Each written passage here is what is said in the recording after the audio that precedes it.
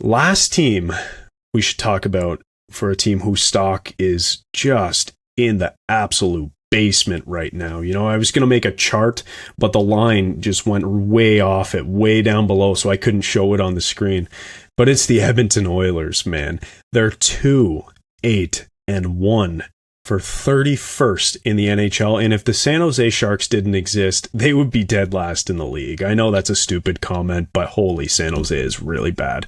They don't have a win yet this year. But the Edmonton Oilers only have 2. And, we saw today Jack Campbell placed on waivers.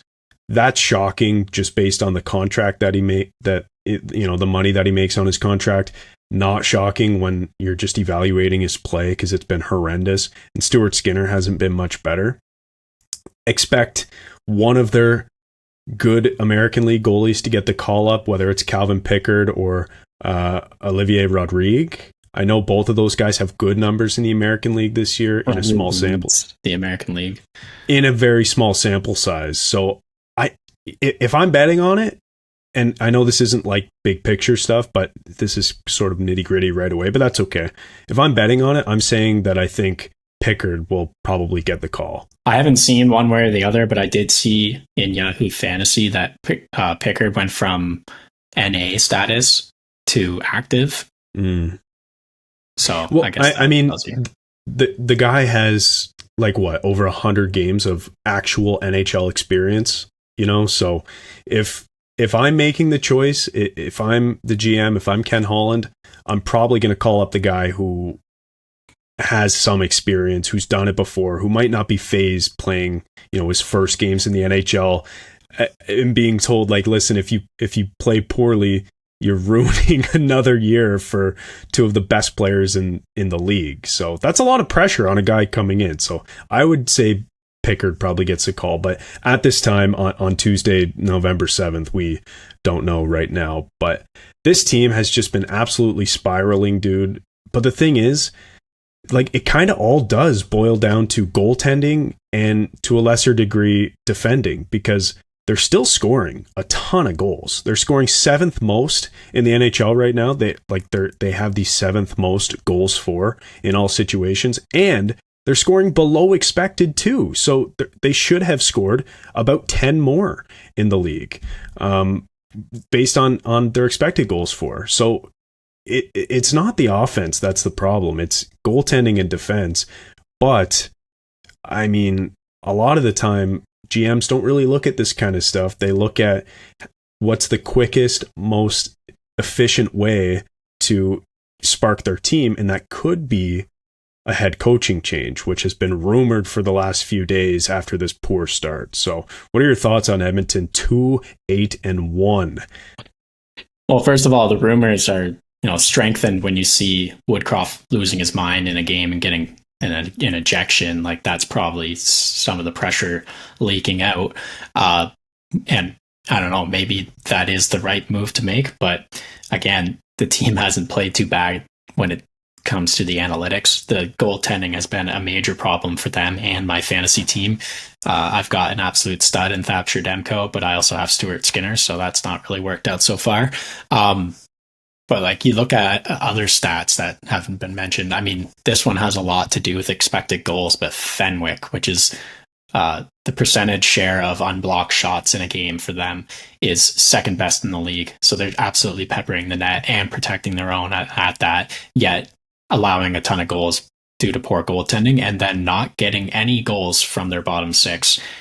Have we heard this before from the Edmonton Oilers? Yeah. Except usually it's bottom 9.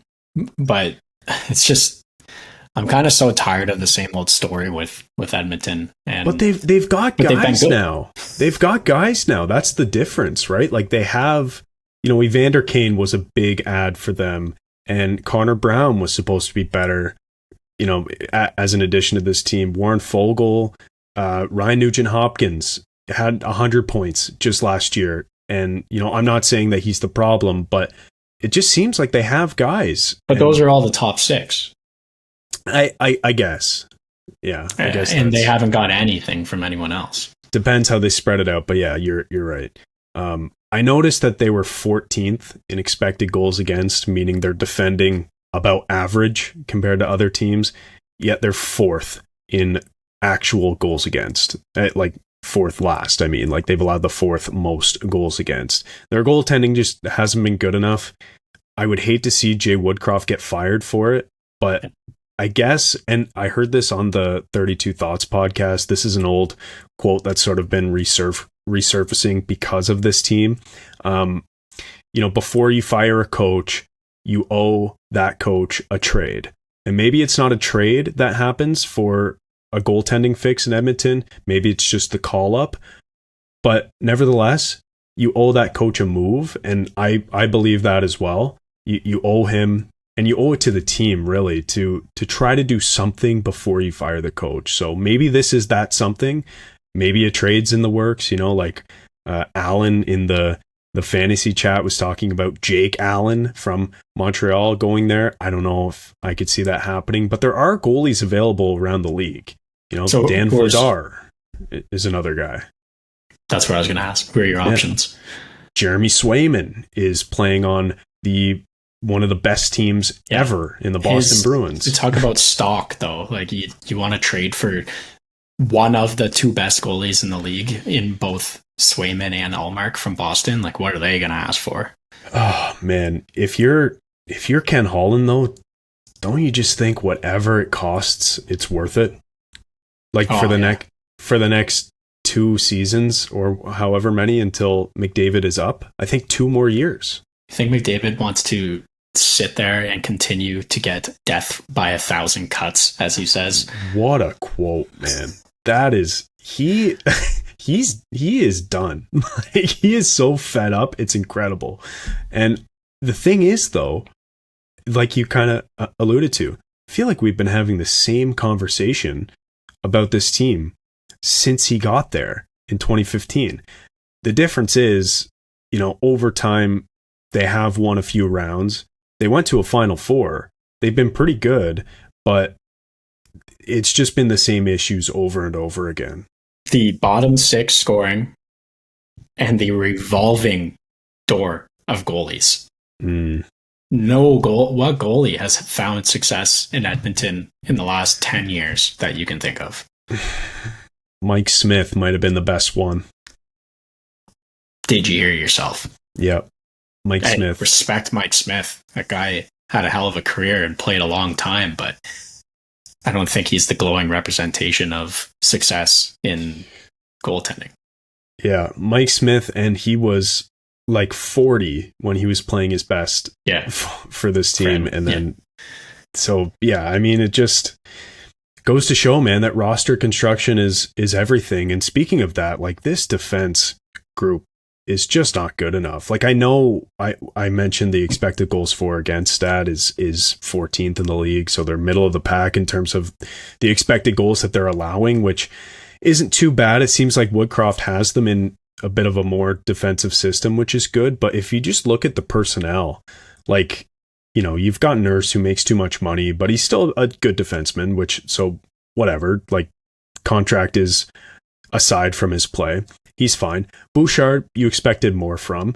But then, you've got Cody Ceci. What do you really expect from him? Like, it just seems like there are too many holes on that back end. Ekholm was a really good ad, but he's had a slow start to the year, and he admitted it himself. He says he thinks it's the worst start of his career. So things just haven't been going well. But Case, I wanted to ask you, as we sort of wrap up on Edmonton, because their stock is so down in the dumps right now. It's in the absolute basement. Do you think this team can still make the playoffs? Does their stock have an opportunity to rise to where we thought it was going to be going into the season? Oh, I think they can definitely still make the playoffs. McDavid is having a fine start to the season, but he still hasn't even met McDavid levels. And that guy is enough to pull a team into the playoffs alone. So I think that goaltending will turn around. Stuart Skinner maybe this is going to give him some confidence that he's really lacking, that they're being like, hey, we made a decision. Like, it's been between the two of you the last year and a half. We made the decision. You're the guy. We sent Jack Campbell to Bakersfield. Like, maybe that'll give him some confidence that he needs to start stopping the puck. I'm hoping for it. I think a lot of the guys are going to start clicking, and then when we look at the advanced analytics, things are going to start evening out. So if things even out and then McDavid goes off, yeah, this team can still be in the playoffs. Even with him in the minors, Jack Campbell, that is, he's still going to cost like 3.7 or whatever it is against the cap. Like they're going to have to save 1.4 million or something like that. Yeah, they're going to have to move that deal in the offseason if he can't come back and be good, which is going to be impossible. How do you move that? You attach a first to it because you value the cap space more than the draft capital. Yeah, Arizona is licking their lips, or I don't know, Chicago. Who's buying cap nowadays? Chicago could use a goalie, honestly. Him and Mrazek. There you go. That'd be a tandem on a Stanley Cup team 2 years ago. I saw some comments on the Jack Campbell waiver post.